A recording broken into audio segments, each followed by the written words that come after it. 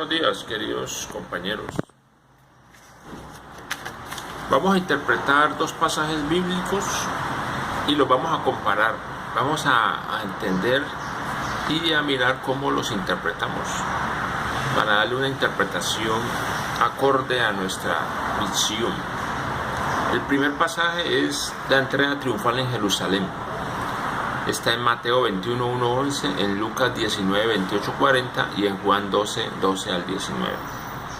Cuando se acercaban a Jerusalén junto a Betfagé y a Betania, frente al monte de los olivos, Jesús envió 2 de sus discípulos y les dijo: «Id a la aldea que está enfrente de vosotros, y luego que entréis en ella hallaréis un pollino o un asno o un burro atado, en el cual ningún hombre ha montado. Desatadlo y traedlo. Si alguien os dijere: ¿por qué haces esto?, decid que el Señor lo necesita y que luego lo devolverá». Fueron y hallaron el burrito atado afuera de la puerta en el recodo del camino y lo desataron.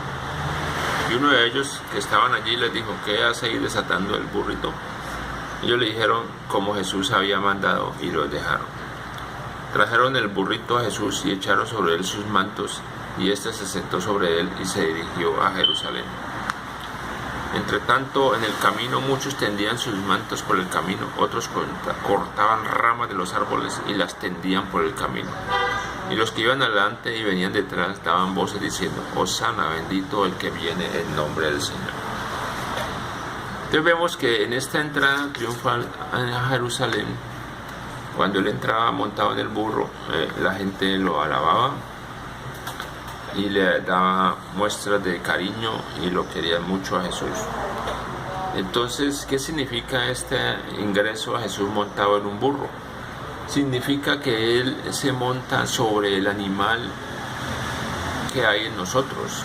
O sea que eso demuestra que tenemos que superarnos a nosotros mismos. Tenemos que ir encima de las pasiones, encima de la violencia.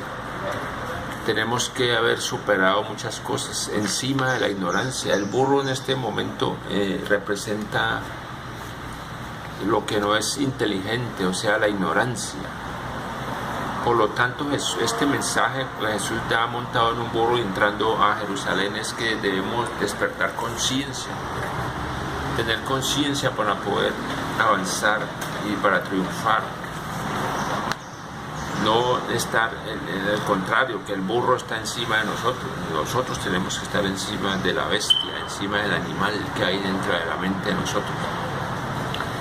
Entonces hay otro relato que lo podemos comparar, que está en Mateo 14, 22, 33, que es cuando Jesús camina sobre el agua.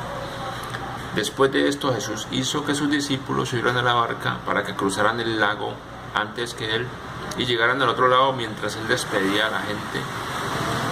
Cuando hubo despedido a la gente, Jesús subió a un cerro para orar a solas. Al llegar la noche estaba allí solo, mientras la barca ya iba bastante lejos de tierra firme. Las olas azotaban la barca porque tenían el viento en contra. A la madrugada Jesús fue hacia ellos caminando sobre el agua. Cuando los discípulos lo vieron andar sobre el agua, se asustaron y gritaron llenos de miedo: «Es un fantasma». Pero Jesús les habló diciéndoles: «Calma, soy yo, no tengan miedo». Entonces Pedro le respondió: «Señor, si eres tú, ordena que yo vaya hasta ti sobre el agua». «Ven», le dijo Jesús. Pero entonces bajó la barca y comenzó a caminar sobre el agua en dirección a Jesús, pero al notar la fuerza del viento tuvo miedo y como comenzaba a hundirse gritó: «Sálvame, Señor». Al momento Jesús lo tomó de la mano y le dijo: «Hombre de poca fe, ¿por qué dudaste?». En cuanto subieron a la barca se calmó el viento. Entonces los que estaban en la barca pusieron de rodillas delante de Jesús y le dijeron: «En verdad tú eres el Hijo de Dios».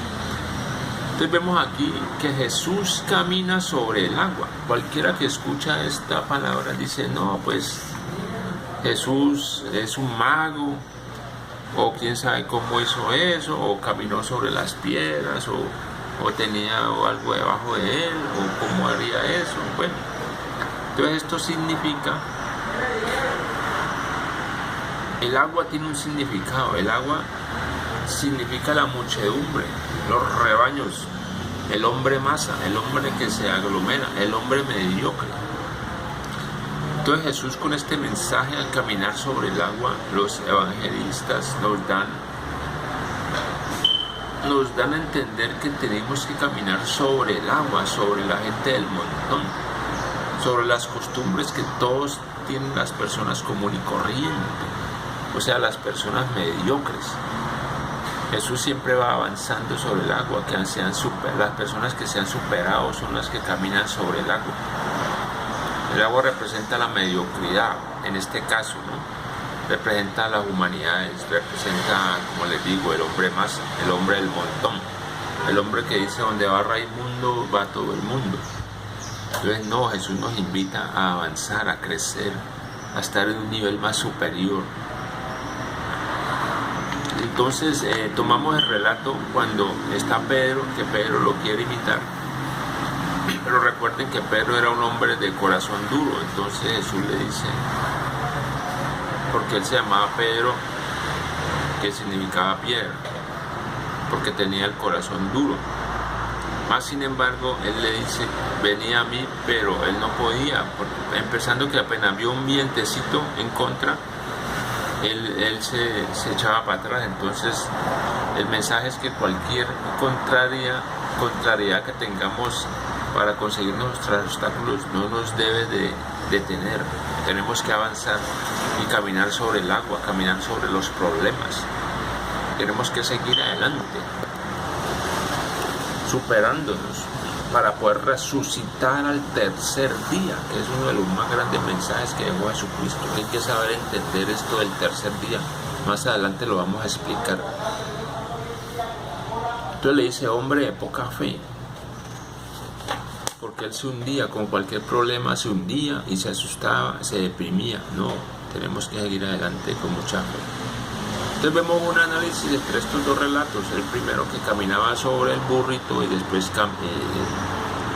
primero entró sobre el burro a Jerusalén, o sea que era un hombre inteligente, contrario a la ignorancia. Y este, que Jesús camina sobre el agua, pues nos da esta gran enseñanza, que tenemos que superarnos, desarrollándonos por medio del yo soy. Por eso él dijo, yo soy el camino, la verdad y la vida. Amén, que ese sea, hermanos. Muchas gracias por escucharme.